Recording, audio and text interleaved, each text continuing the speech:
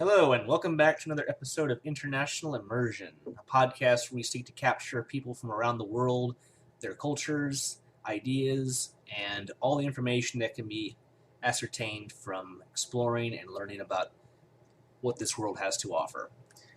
So today we have part 2 of Education Compared between the United States, China, and Argentina. And as of course, with that, my good friend Andy is with me today. Andy, how you doing? Very well. Thank you, Sean, as usual, for inviting me back. It's a pleasure. Hi, everyone. I'm doing well. What about you? How are you doing? Pretty good. You know, just trying to survive Corona, stay safe, you know, and make sure the family who takes care of is good. And what else can be said? And definitely we gotta keep a track on ourselves. It's complicated to live during these times. For sure, very much so. And you know, a lot of people I know, they're suffering with boredom and other factors that the situation has imposed upon them. But all we can do is do our best and try to get through it, you know, in one piece. Absolutely. Yeah. So today we wanted to finish up our in-depth discussion about education compared. And last time we talked about things like, you know, how to apply for college, education style, classes, the teaching style, and then we've kind of almost finished up on campus life. So today we wanted to carry on, finish up discussing campus life, and go into some additional topics. So we can just go right into it. So, you know, we talked about campus life a bit, but I would say that campus life between all three is of course, going to have some similarities and differences. Yes. But each one is unique, and I appreciated each one for what it's worth. But also, at the same time, I can't help but, you know, notice some of the disadvantages that you can find. Absolutely. I think I don't remember well whether we touched on this one, but at least the one that just came to my mind, I just want to spit it out, is, well, in China and in the U.S., when you picture a university, right, everything revolves around a campus. You know, you're there, you have, like, it's a main site, you got, like a lawn, like a green space and stuff. While I would say in Argentina and perhaps some European countries, you also had experience in Italy too, it's not much of a campus, but a couple of, like, buildings in the city, and they're separated by roads, right, that, like, normal people go through. So you don't have, like, this sort of, I would say, like, social interaction with everybody, right? You're just another citizen of that city, and yeah, it's like, I wouldn't say it's like going to work, but you just go to that building. It's not as easy to, you know, cross someone else, you know, like in your date, because you're just, like, coming in and out of the building. Well, on a campus, you're walking on the road, you know, like on the park, you see, like, people throwing frisbees. That is, like, one big difference I see between the two right now.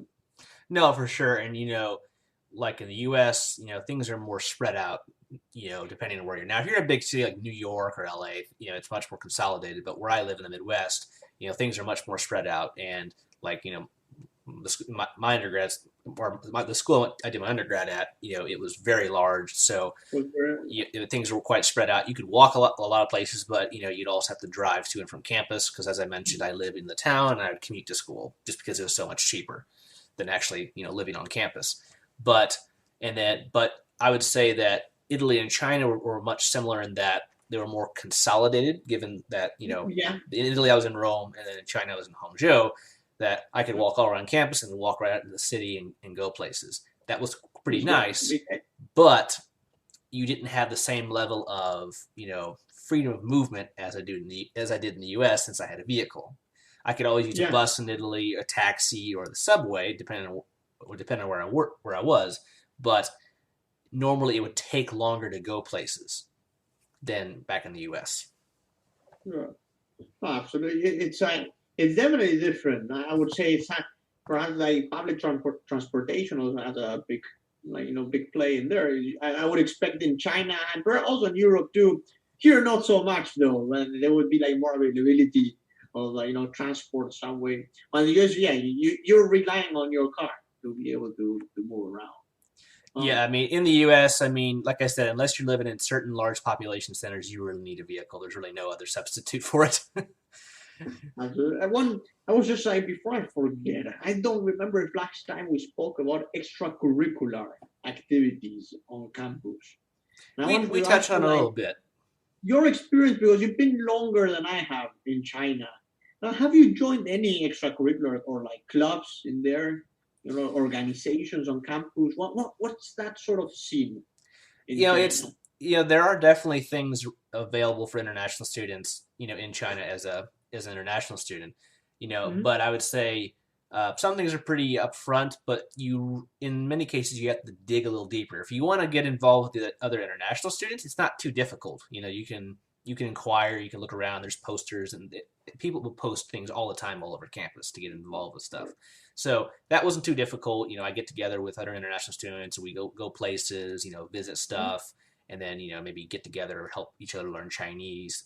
That wasn't too difficult. Now, the thing that you had to put more time and effort into was getting involved in more of the Chinese organizations Well, the that low, yes, more the local, and that.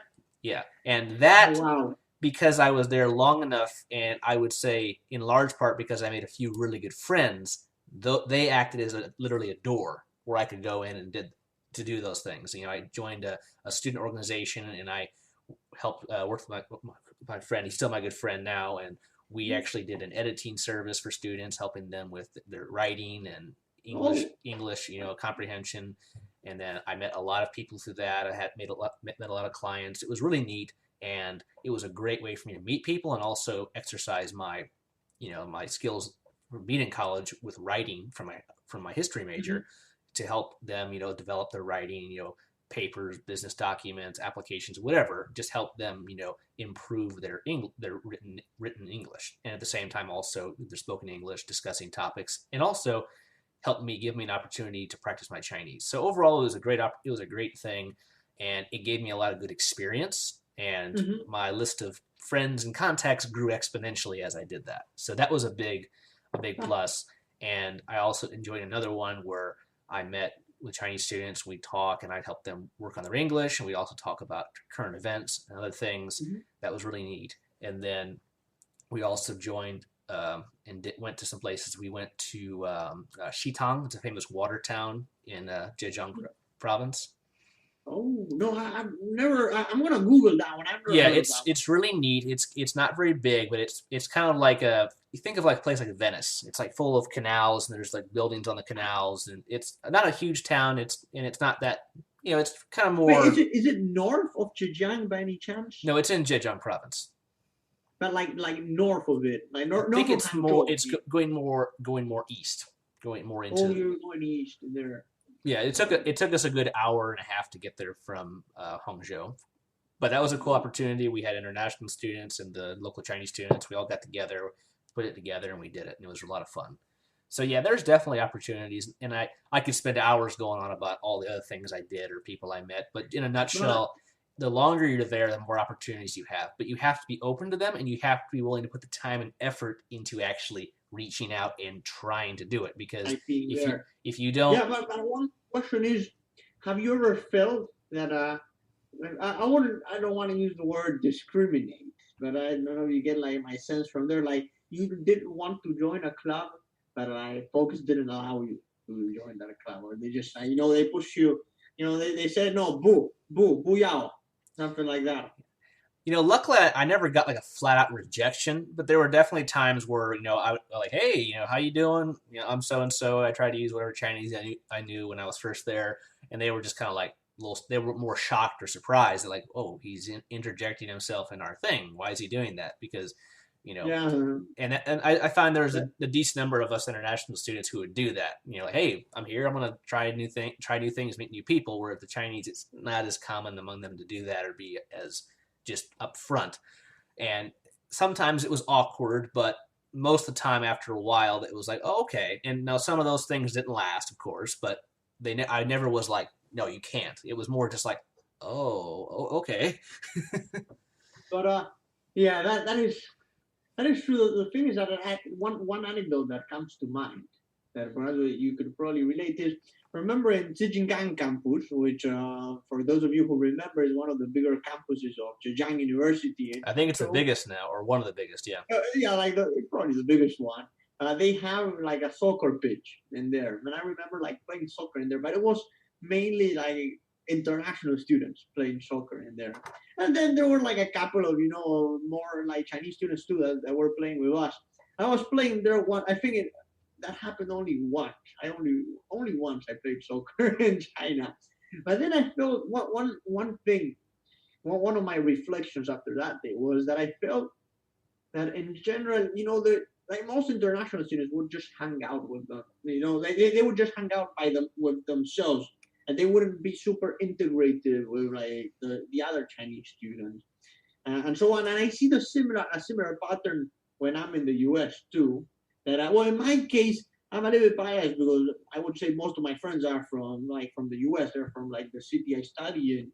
But I do see Chinese students staying among themselves and Indian students staying among themselves. Like that level of integration, I saw it like not that level of integration similar in China and also in the U.S. What do you think about that? I definitely would agree with you.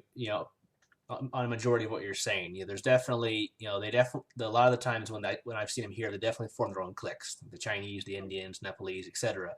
But there are always those who kind of do break out of that and do Yeah, more. they So, break that very I don't think. I mean, like it depends, and everyone could have a different opinion or their own personal experience on it. But I would like to see more of it, and that was my mentality when I was over there. I wanted to break out. I'm in China. I don't want to just hang out with my other American or European classmates. I want to meet the locals and learn about them and do what they do. As they say, when in Rome, do as the Romans do. So you can apply that to any place you are. But and that's and you were why, successful, which is yeah, super important and too that for anybody yeah, who's here. and in order to be successful, you have to be persistent, and you have to move aside a lot of your inherent biases or your own personal opinions on things because that will hold you back. It's hard, and a lot of people have a difficulty doing that, but you have to do that for that to be more to be, I would say, mainly successful. Now, Mm-hmm. I think the biggest difference or difficulty for people is just they're afraid to do something. Once they do it, that's like, oh, that wasn't too bad. But it's that initial, how do I go about doing this? It's not that they don't want to, or they're afraid, or they don't know how. Yeah. I think that's the biggest barrier for Okay. most people. How many? If I was like, imagine I would be going there. I would be going to China, or I would be going to the U.S. What advice would you give me if I wanted to, like just integrate with like the locals? I would And, say if your university offers like a host family or like a hospital, any type of like host family program or program where they pair you with an American family, do it.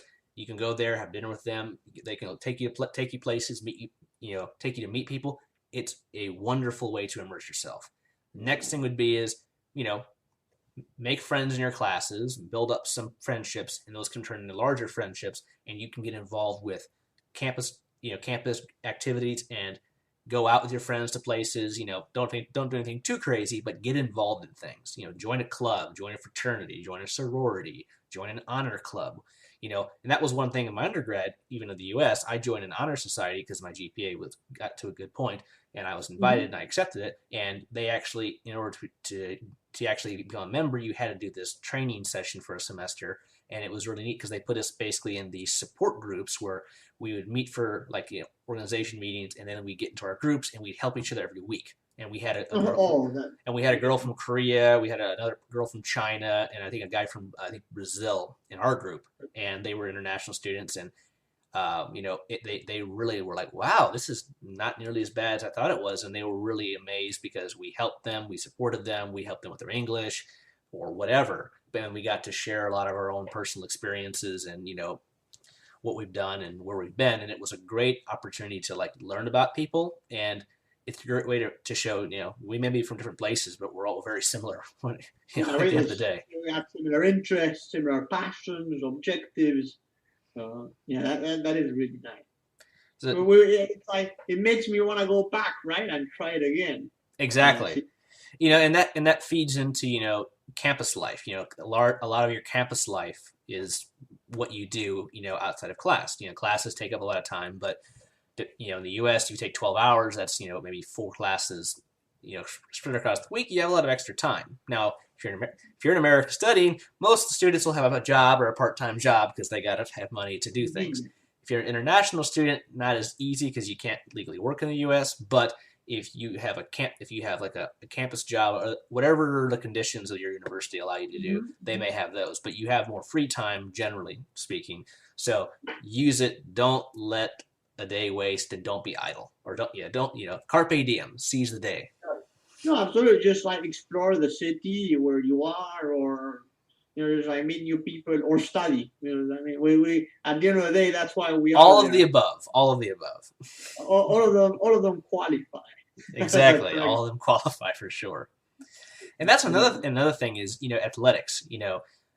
We have athletes. Definitely get involved. If you can join like a tennis team or whatever at your university or high school, wherever you are studying, definitely do it because one, it's good for you physically. It's going to improve your health, and you're going to meet people, and it gives you another interesting experience that you can look back on later.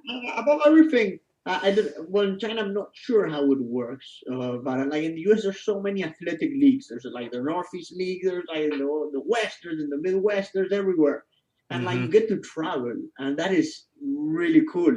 Exactly. Myself, I did not. I mean, I'm not like a student athlete, but I'm part of the band of the university. So we do travel with like the football team or the basketball team. Oh, that's awesome. I get there cheering for them, playing my instrument, and it's a lot of fun. No, I definitely think it's much easier to join, any type of athletic, organization in the U.S. as a college student, and there's the higher ones, there's the on campus, there's so many different levels you can join based on your skill and whatever factors are, affected. Some folks are even recruited for those sports. Mm-hmm. Yeah, and we have a decent number of international students at our university that are from foreign countries. They get like sports scholarships or things like that to come, and that's very common across the U.S. And then, so what about Argentina? Would you say it's similar to the U.S.? Oh well, that's a great. I've seen many times. It is a thing, particularly in soccer, but soccer like lower leagues. Like sometimes like the university does form a team and they play on the like the lower like it's not like they play against other universities. They actually play against like clubs, like the like national league. And if they're good, they will ascend.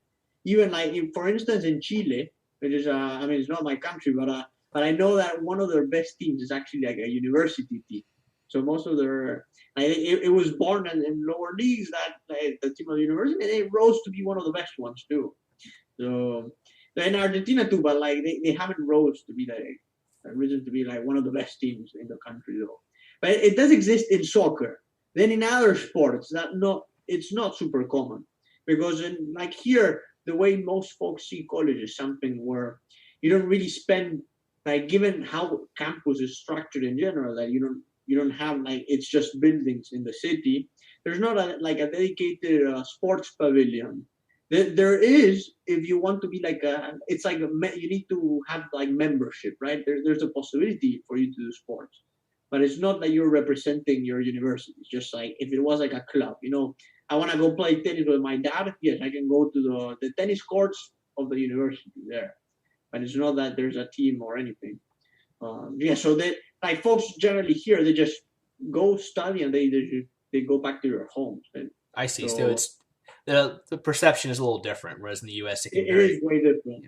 And I think that you'll agree with me.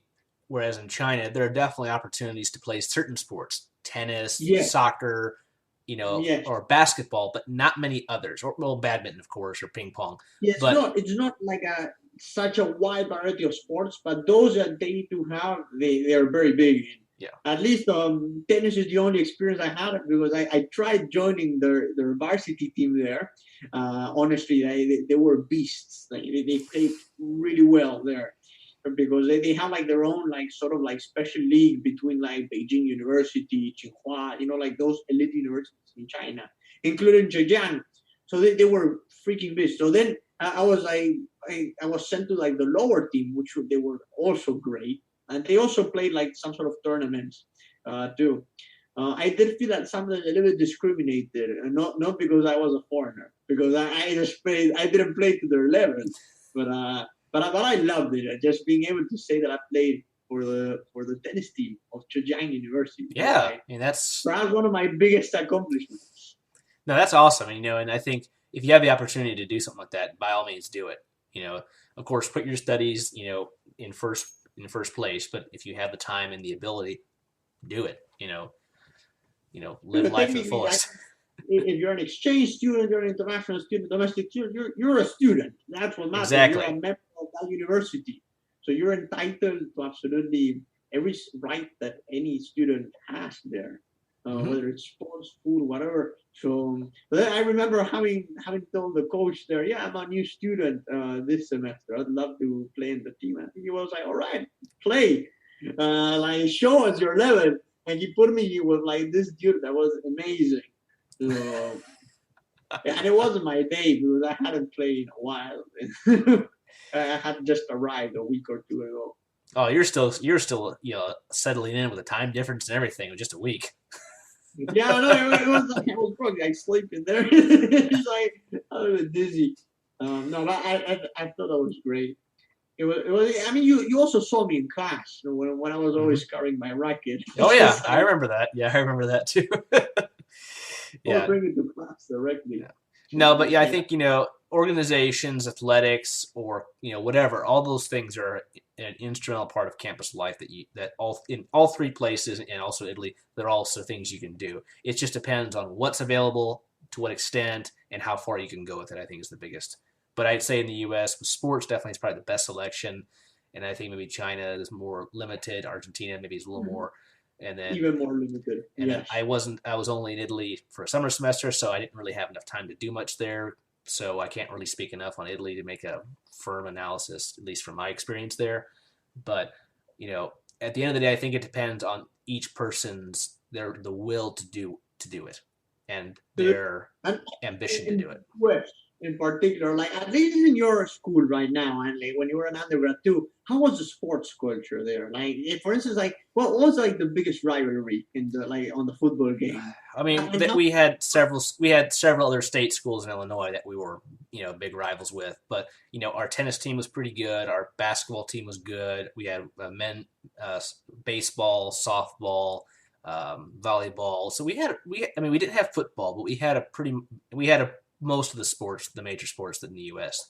I think we also had field hockey. So there was plenty of things to do. And during the winter, I used to go to watch our basketball games at the fitness center and their basketball in the basketball arena there. So there was a lot of cool things you could do, and but it more dependent on what you want to do. And then there's also fraternities and sororities. There was that whole crowd and people doing that, and then oh yeah, that is also true. That does not exist in here in Argentina. yeah, and that's the thing is like I guess it doesn't in China either exist. yeah, I did not see that in China. Honor societies, I think yes. I didn't join any when I was over there, but I think that would be more of a potential option you may have. But fraternities and sororities, I think I mean, at least I've only seen that like in the U.S.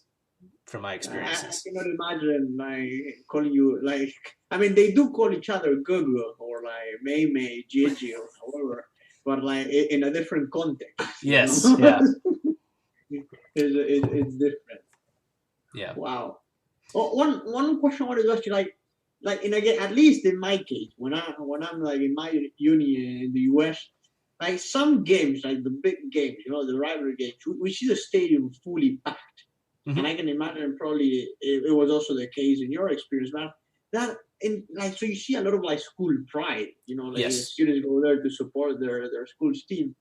That was not the well, given our limited experience with China, but I don't think that was the case. I've never seen like folks. I mean, I've definitely seen some things where there were a lot of students, but I've not seen anything that matches the I'd say the zest and the school spirit that I've seen on U.S. campuses. Yeah, I mean, just so that was people truly unique. paint themselves the colors of the school. They'll dress up and like that, or like because so yeah. There's just it's a lot more. They go all out or much more in It depth. is all out. It is actually dangerous because folks will be like come perhaps drunk into the game, actually be super aggressive against like students from the other university. Yeah, and sometimes that does happen. I know, especially in South America with soccer or football, I think that stuff things like that have happened before. No, yeah, no, that is true in here in terms of soccer. You never find like a crowd in the stadium. They're truly unique. They're like wonderful. No, and that leads into another topic with all the things you can do, and that of course is food. And of Oh course, God. every place is going to be different, but every place is going to provide like the basic staples of wherever the campus is in that region or country. I think I would love to begin if you're okay with that. I want to speak about the canteen in Zhejiang University, the one that was below the international building. I think you know the one I'm talking about. Yes, we ate there many times, and I also ate there before when I was still in the middle of my master's program on occasion. God, what a place that one! I remember. Look at this. I remember coming like first day arriving to Hangzhou on the plane, and the first place they take me is that canteen, and I'm like, shit, is this? I was imagining like a brand buffet, like all American, like you could serve yourself some fries, burgers, and whatnot. I was imagining like an hotel type, type of buffet there. Shit, like that canteen, which wasn't necessarily bad. It grew on me. That place is wonderful. It grew on me, but first time I saw it, I'm like, shit, I don't know. I think I'm leaving next week back home. I don't know if I'm gonna be able to feed myself out of the stuff. And you go walking around the canteen. It was I think like lunchtime. I see like all sort of dishes that everybody was ordering, and I'm like, what is that? How do I see that in Chinese? Or is that meat? Is that chicken? Is that snake? I don't know. Oh, I can so relate. As I mentioned previously, or I might have touched on it. My first few weeks when I arrived in 2014, I was ready to go back home. I'm like, this is not the way I'm expecting it. Things got better, pretty quick. But for that first 2 weeks, I was like, I was really second guessing myself. Did I do the right thing? But Yeah. yeah, I mean, it's not like a typical cafeteria in the U.S. than it is. And definitely grew. The food and the canteens as they call them over there, or shirtang, they definitely grew on me. As I was there, and the same with The you. ladies working there, they're so nice. I mean, like Yeah. sometimes a little mean, but like well, it's like like it's like that meanness that is actually like nice deep inside. Like they know you. It's like you're like a regular client there. They might not know your name, but like they know your face, who you are. They might even know what you want to order before you actually order it. And I just and to make a quick comparison, like in the U.S., it's much more like it's just very plain. Like you go to a cafeteria, there may be actual like Pizza Huts or McDonald's or different actual branches on the campus, or the campus will have their own stuff. Like maybe they'll have like a deli, they'll have like a entrees, they'll have like a breakfast food, they'll Yeah, have different yeah. like you can like go to different parts of the cafeteria area, and Yeah, you can like get stations, right? exactly. Well, I was Whereas sort of yeah, whereas in China, it's like they don't have that. It's more like you go in, you order, and there's just tables. But the difference is, they have different kinds of canteens. They had like the international canteen where we were at. yeah. They had like the ones for the Chinese. They also had or you could say the halal or the Muslim canteen for like Yes. more for people who are Muslim or follow like Yeah, a sort of like halal diet. halal food. Yeah. So, and then No, on sort Jijingang, of, they had four canteens built together. They had like two. They had like a kind of a gourmet one where it was really nice. The tables they'd order, and they'd serve you. And the other three, one was halal, and then the other two were like typical Chinese food. yeah, the thing is that I think you had to use. Sometimes you could pay directly on cash. That I remember, at least in the international one. But some other times you actually need your card. And I never learned how to like put money on my card. So I Oh, really? got They never did because those. on Jijingang there was a place you would go to, and you would actually you add money to your card, and it was pretty straightforward. But I'm surprised I never actually. I'm surprised they didn't tell you how to do that when you were there. That was one of the biggest challenges. I'm not a credit card. I like paying in I like Yeah. paying in cash generally. Yeah. Well, that's a bit old. Yep. I still have my old card, and what I would do is I'd go to this one office. Is actually by the cafeterias, and then you go in there and you'd fill out like your student ID number, your name, and then how much money you put on it, and then they would put the thing on a scanner, input it, and then give them the cash, and they get it back to you. And then when you go, you would just put it on a scanner like this, and then they would check it out and then take the money off from whatever you. But it's pretty straightforward. But yeah, I mean, definitely, the food, American cafeterias, it's very like it's not I wouldn't say simple, but it's more it's easier to expect what you'll get. It's easier to expect. It's like easy to see. Yeah. Like either I want like salad, whatever, and sometimes you might, at least in my experience in the uni, it's like you would swipe yourself into the canteen, and then it's like all in. You can eat as much as you want, and you just serve yourself as many times you want. Like back in China, that's not the system. You first serve yourself, and then you pay for whatever. I mean, what you selected in your plate. And then to interject a little bit, Italy was very much like the U.S. in that you go in. And it was awesome because they also had like espresso machines and everything, and they had like their own little coffee bar. And it was like, in the morning when you're waking up to go to class, it's like, espresso, or and then they had like it was. So I'd say the U.S. and the Italian model in the university I was at, they were very similar. Different foods, of course. I thought the food in Italy was better, of course. I mean, come on, it's Italy. But it is Italy, I would say. But it was the layout was about the same. The layout. I would say I just want to say like back home, like not that I've eaten many times in the university, but I have eaten, and I find it very similar. Perhaps like somewhere between also Italy because it's like from the thing that you were describing, but closer to the Chinese side in the sense that you do have a display there, but you need to select and then you pay. Mm. No, the difference is I like my food better, so it's just I'm a little biased to why I like it in here a little bit more. And I remember like my first year and a half there, I primarily ate at the canteens on Jijingang campus where I was doing my graduate work, and didn't have a lot of time to do anything else.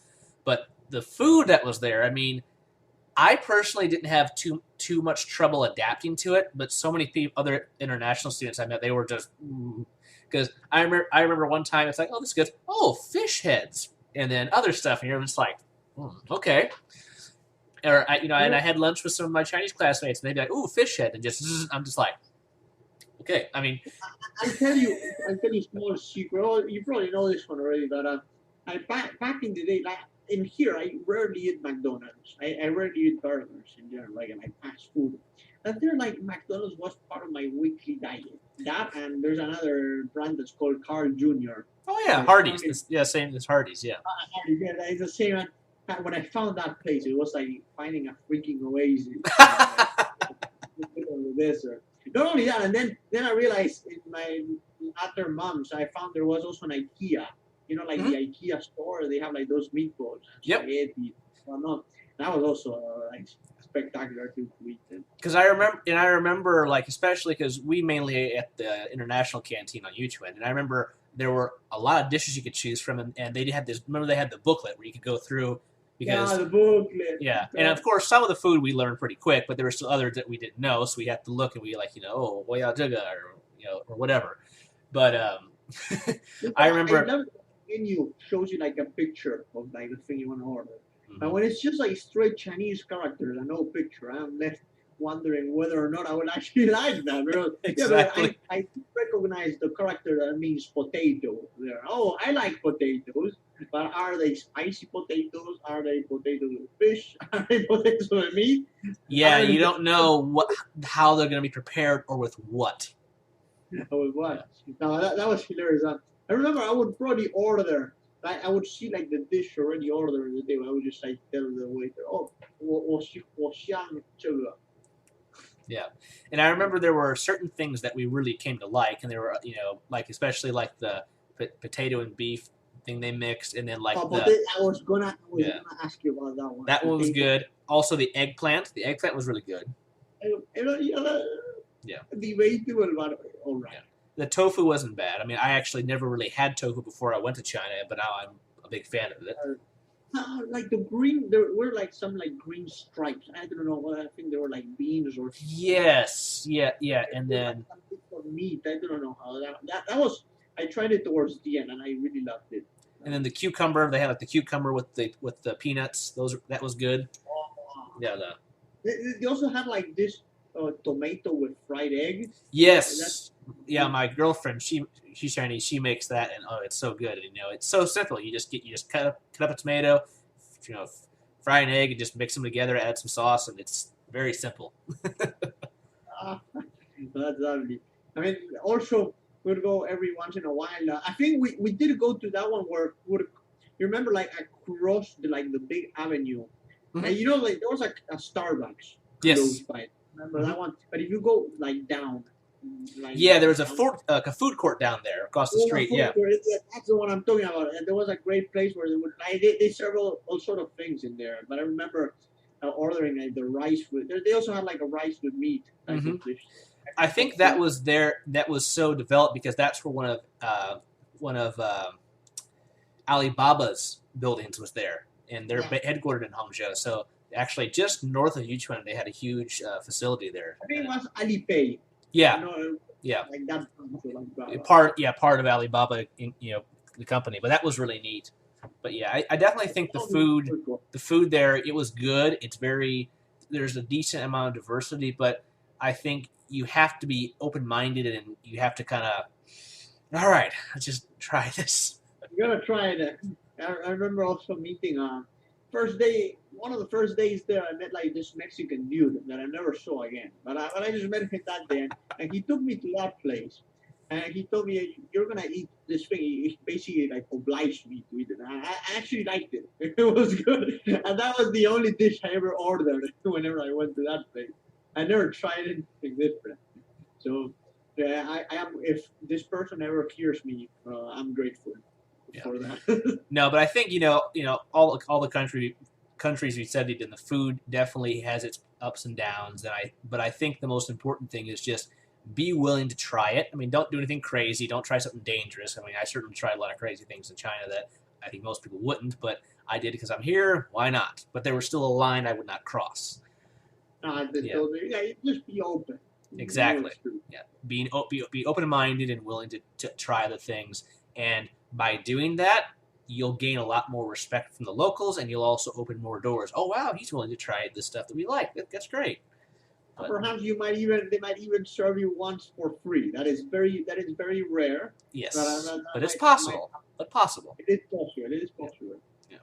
yeah. Andy, and another thing is kind of moving away from food now is that in the U.S., like another thing you can do is we call it ROTC, Reserve Officer Candidate School, which people can do, to join the military. But you actually can do it and not commit to the military. And I actually did it for 3 semesters when I was an undergrad, and How it was a great. how was your time commitment to the program? Like how would you manage time in there and with your It studies? was pretty. I mean, it was pretty balanced. Like we like when we started off, we'd have physical training 2 or 3 days a week, and then later on it was 5 days a week every morning from like 6 in the morning to 7 a.m. And then That, we would have like a class on Tuesday, and then we would have a lab every Thursday, which basically is like 3 hours. We go out into the forest or on campus and do maneuvers, drills, learn different techniques, everything, formations, all kinds of cool stuff. And then and then several times a semester, if not more, we would have like weekend exercises where we would go out and spend the night out, do operations and simulate all kinds of different things. And then we even went to Fort Leonard Wood in Missouri. We spent 3 days there. It was awesome, but probably one of the most tiring experiences of my life. But we also had a few international students who actually who joined it and did it for a while. They got really? to do it. There was that was one really interesting thing is because I don't know the details. I don't know what limits there are, but I know that Did it at all. least where I was in my undergrad, there were a couple who did. Actually, I remember you once told me that I think you were once on a helicopter. Yes, Is we that actually took a helicopter down to Fort Leonard Wood, and that was pretty awesome. And oh the campus about had a heart attack because it flew right into campus, landed in the airplane field, and it flew right over the center part of campus, heading toward the fort. that is sick. I've never been on a helicopter myself. It's pretty awesome, man. It's pretty cool. I mean, It is great. but I definitely, it's definitely not for everybody. I will say that because it takes a lot of commitment and a lot of dedication to do it. But The other gotta nice be thing is prepared as well. but the thing is you learn teamwork. You learn how to work together. You learn new skills, and you also learn to push yourself and what you learn a lot about what you can and can't do. Absolutely. And I think So then, it makes you a better citizen. It makes you a better citizen and a better person in a way. And like I said, it's not for everybody, but if you can do it, I definitely recommend trying it for at least a semester or two, because I just think it will give you a lot of useful skills in life that you can use. is there an application for that? Like, how would Lit, you normally? Literally, like you can go. There's like our campus had an Army ROTC. There's also Navy, Air Force, and then etc. And what I would do is I just went to their office, said I'm interested in joining, and then there was a little bit of paperwork I had to do just for that, and then I enrolled in the courses. They were actually college courses with credit, called military science. And actually, if you complete the program and you go into the military, you'll actually get an actual minor in military science. Oh well, that is pretty good. Yeah. So now you're thinking like that. That is pretty cool. yeah, so that was really neat, and you actually go to class. It's actual college credit as part of your program. So and if you choose not to finish, it's fine. You still get the credits from those courses. You still get credit, absolutely. You count it towards your degree. Yeah. Now I don't know what you can and can't do overseas, but I never was able to do anything like that overseas. Especially not in China. Well, I want to ask you, like, have you seen anything that this is truly unique to the U.S., but have you seen that in China by any chance? And here in Argentina, it definitely does not exist. Well, I know in China, the first few weeks of class, all of the incoming freshmen have to do a couple of weeks of military training. And so literally, you'll see them march in these huge columns, and they may do stuff, but they march, they do lectures, but it's kind of just like they don't do nearly as much as we did. Because I remember it was a lot of marching and everything. Now, I think they did do some shooting and some other stuff, but we did a lot more. I mean, we learned how to we did drills, we did exercises, we go places, we learned how to handle weapons. It was just, I just find more in depth. Theirs was only like 2 weeks. Ours could be a semester or all 4 years. 2 weeks is nothing really. It's just like yeah. And I don't know the specific timeline, but it's something like that. So, but I mean, there's not much more to say about it. But I would just say that is one unique thing that I did enjoy when I was in undergrad, and I got a lot out of it. Oh, absolutely. And I think that leads into one of the last things on our one of our last discussion points today, and that is off-campus activities, the ease of going places and doing things. So that is a great point, because part of the college experience is also exploring the place where you're actually studying. No, just like leaving campus, if that's a possibility. Some campuses are just like the city itself is the campus, so it might be a little bit hard to leave campus, but, right? Yeah, I would definitely say to start it off, China and Italy were easier to go off campus because they were in larger cities and to do more things. Yeah. Whereas in the U.S., the campus is literally attached to the city of Edwardsville, where I was at, which was 25,000 people. So there was stuff to do in town, but you'd have to take a car to go places. Otherwise, you have to walk quite a ways. And then if you want to go to St. Louis, which is a big city, you need 20, 25 minutes by car. So it's a little bit of a drive. Now, if you have a vehicle like I did, no problem. But if you're an international student, that definitely there's not as much of it. There's not as much of an opportunity to get off campus. Now, of course, a lot of international students here buy cars and no problem, but that is definitely of a hindrance for them. It is an investment, that one. Exactly. Now, in the case of China and Italy, very easy to go into the big city, but if you wanted to go beyond that, that's when you'd have to put some more time and effort into it. Book tickets, travel plans, etc., or use a service or something like that. No, absolutely. One thing is some universities might even offer some sort of transfer, like university sponsored like bus that might go from the campus to like some I don't know, like the bus terminal perhaps, or the city. But in China, I mean, you already said it was already incorporated into the city, so there wasn't quite a need for it. I remember the buses that would go between each campus. Yes. And if you're in a bigger city, there's so much you could do in that big city. It's not the need to go outside is not as big. Now, of course, I did, but was maybe one here, one there, because it would take more time and effort to arrange it. You know, What was, in your opinion, your favorite? Just like China, U.S., and Italy. And like, give me one example in each one of those three places okay. where like the favorite thing you did outside the university. I'll start in the U.S. There's a lot of things I did. Went on vacations with some friends and other things, but that was pretty much it. Kind of what a normal person here could do in their spare time, whether they're at school or working. So nothing too out of the ordinary or which stands out. But like doing ROTC, those things off campus, those things had off campus components that were nice.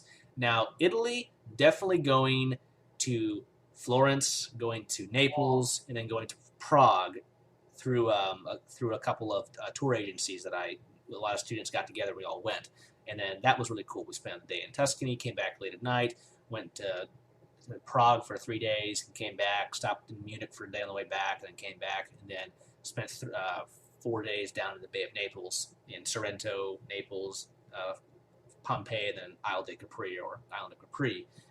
So, but those, but there was a lot already built that you could, a lot of things already pre-made you could join. So, and then they post stuff on campus. You can do this. Although it definitely did cost a fair penny. Yes, nothing is Whereas free. in China, it was much cheaper. I did go out to West China. I think I may have mentioned for 2 weeks with some friends, but that was because I had Chinese friends, and we all pooled our money. But it was still very cheap. Literally, 2 weeks going through 3 provinces, only like $600. Wow. Yeah, and you did visit like some pretty cool provinces in that Yes. trip. I remember. Those are like really like places that perhaps you'll be there once in your life, and you've been there, Mm-hmm. and it is amazing. What would you say, Andy? Would you agree, or what would you say? No, I totally agree. I asked you first because I needed time for me to think. No, I think in the U.S. one of my favorite things is a friend really likes the Sixers. It's a basketball team, Mm-hmm. and he took me. I've never seen a basketball game live. And last year during spring break, he took me over to see the Sixers against the Warriors, which is like those are two very big teams. It was like my very first time being in the United States. It was like it was just fantastic. Like all the experience and the show and like the music. I loved it, and now I like a lot of basketball personally. That's awesome, man. That's awesome. Those So experiences definitely influence us. So would you say would you say like if you had to rate like easiest to hardest, how would you put the countries in order for you? Easiest to hardest, like for off-campus activities. Off-campus activities. Huh. I don't know. Like the thing is, like in the US, it's super easy because like folks are actually advertising. You don't really need a friend to take you there. Like actually, like the dorms, like wherever you live, like they might say, all right, let's organize it. Let's go to the zoo. Let's go over to like this game, or like a football game or whatnot. Let's go to the Christmas village. They are organizing off-campus activities, and you can also go by yourself. In China, it might have also been advertised. I just didn't make use of that. I don't remember it. But in my case, my highlight of an off-campus activity was watching also a Chinese soccer game, which is like something you also do in a life once in a lifetime. Being able to say, yeah, I watched a soccer team play in China. I thought that was amazing too. And like they would all in both in the U.S. and in China they play the anthem before the game begins, and here it's not a thing. So that was also a nice experience too, like being exposed to like the anthem, and there it was. I have like in both cases I have it filmed, and I love it. It's just great. And then back here in Argentina, it's weird, right? Because like folks, they finish university and then they go straight back to their homes. Because they at least those who live in the big city. There's folks who also come from the other parts of the country, but that's like a very small minority generally. It's most like people from like the Buenos Aires, the big city. Yeah, but yeah, they do. They just hang out with each other in their homes. That's how I would like rate it. Yeah, so I would only compare China and the U.S. in this. I'd say it's definitely easier in the U.S. to like do off campus stuff. Yeah, I would definitely say, from my experiences, probably be the U.S., Italy, then China, just because from my personal experiences, it may be different for everyone else, depending on where they were or what they did. But that's for me personally speaking. But no, Andy, I mean, we've definitely covered some more things, and I think some of the the first in our first part one we kind of covered more of the heavy topics, and today was more the social and things you can do once you're in that environment outside of what your core job of learning and doing Yeah, a course. we're being the first part. We're more objectively speaking about what's going on. Here's more about like speaking from the heart, our own Yes, experiences in these countries. exactly. Well, Andy, as always, it's great to have you, and I'm really happy we got to do part two today with you. And I appreciate all of your personal opinions and everything you've brought to the table today. And hope to have you back in more episodes. And I'm sure we will do that here shortly. And as always, stay safe and let's hope Corona ends as quickly as possible. Yeah, stay safe, everyone. Really, these are complicated times to be living. We're doing history, so yeah, just be resilient. Exactly. We've been through many situations, but this is by no means the hardest one. Like, we've been through harder moments. Exactly. As they say, what doesn't kill you makes you stronger. And this, I think, a lot of people, Exactly. this will make them stronger and make them more determined to live Not their only stronger, lives. we're learning. We are preparing ourselves for even worse situation. We're gaining experience. Exactly. Exactly. So, well, Andy, it's been a pleasure, and please let us know if you have any questions, or let us know if you want us to cover more topics, or what topics you would like us to cover in the future. Shoot us an email on internationalimmersionpodcast@gmail.com, and we'll see you on the next episode. Until next time. Bye bye.